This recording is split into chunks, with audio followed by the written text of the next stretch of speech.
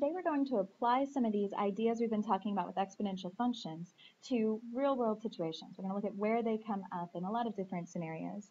These are going to fall into several major categories. Some will represent exponential growth, others exponential decay. Sometimes it depends.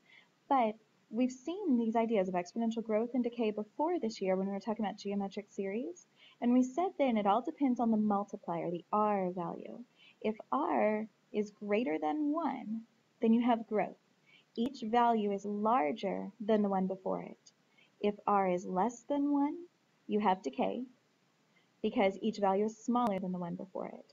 Now I'm assuming here that we're talking about positive r values for these scenarios, so I'll kind of write it that way.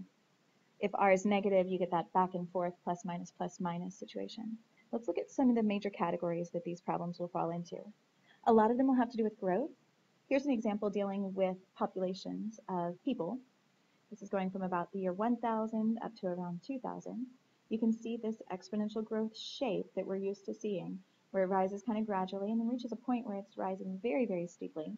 This is kind of an interesting example because of what you see happening here. Think about what might have happened in the world right around the year 1300 that would have caused this major decrease. It's actually the bubonic plague. And there are a lot of interesting theories that talk about what the population might be today if that hadn't happened. If the trend had continued from here, we could be well above where we are right now. A lot of debate over what other limiting factors may have come into play. Another category, radioactive decay and carbon dating. This graph shows carbon-14, which has a set half-life. After that many years, you will have exactly, or well, approximately, 1/2 as much of the carbon-14 as you did before.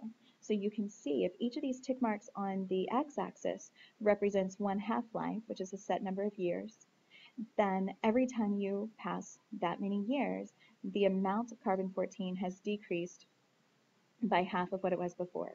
We get this very typical shape with a large decrease early on and then smaller decreases later because you're taking half of what's left and there isn't much left. Other scenarios will often relate to money, values of objects. This example has several different cars, their initial purchase price and how much they're worth after a set number of years. You can see large decreases at the beginning and smaller decreases later on. When it comes to the value of an item, it's interesting because often you'll get a situation where the value starts to come back up later.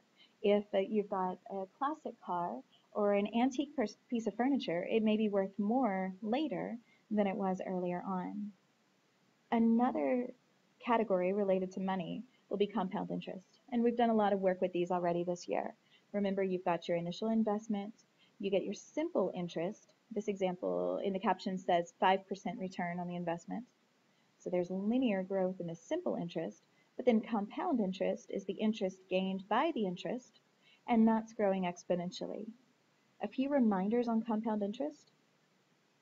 First off, obviously, interest is money paid for the use of money. Compound interest is a form of interest where money generated through interest gains even more interest. So the amount you earn in the first year helps you to earn even more in the second year, and so on. So it grows very quickly, or it can grow very quickly. Thirdly, interest can be compounded or added any number of times per year. Look for words like annually, semi-annually, monthly, quarterly, those sorts of things. And keep in mind that whenever they use that abbreviation PA, that stands for per annum, and it's giving you the total interest rate for the whole year. That might be broken into several pieces. If an account is earning interest at a rate of 6% per annum and you're getting the money twice a year, then it's actually 3% twice. And then a reminder of the formula. We have P for principal, the initial amount you put in, 1 plus R is your growth rate, N is how many times per year the money is compounded, same thing up here, and T is the time that the money is invested, probably measured in years. A would be the amount after that time.